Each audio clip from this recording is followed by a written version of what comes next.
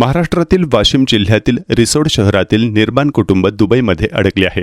कुटुंबातील 4 सदस्य पर्यटनासाठी गेले होते, मात्र तेथे अचानक निर्माण झालेल्या युद्धजन्य परिस्थितीमुळे आणि उड्डाण सेवा बंद झाल्याने त्यांचे भारतात परतणे अडले आहे.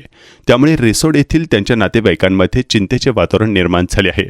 भगवान निर्बान यांची पत्नी पद्माबाई निर्बान, मुलगा पवन निर्बान आणि सून नंदा निर्बान हे 24 फेब्रुवारी रोजी पुण्याहून दुबईला पर्यटनासाठी गेले होते.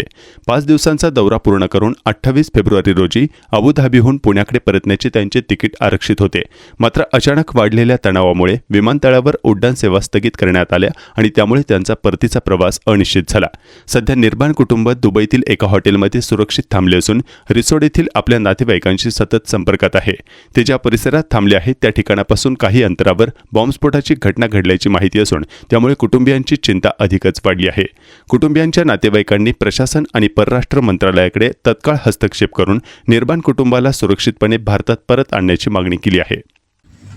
आम्हाला पूर्ण खात्री आहे, भारत सरकार आणि महाराष्ट्र सरकार आपल्या परीने प्रयत्न करतच असतील सामान्य आम्हाला परत नेण्यासाठी किंवा एरोप्लेन चालू करण्यासाठी. परंतु तरी आमची विनंती आहे, आई वडिलांचं वय लक्षात घेता जितक्या लवकरात लवकर सरकार प्रयत्न करेल, आम्ही त्यांचे आभारी राहू.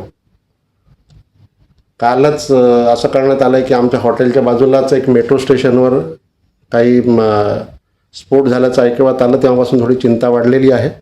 त्यामुळे आमची विनंती आहे की लवकरात लवकर सहाय्य करून भारत सरकारने आम्हाला परत आमच्या मायदेशी नेण्यासाठी प्रयत्न करावे. धन्यवाद.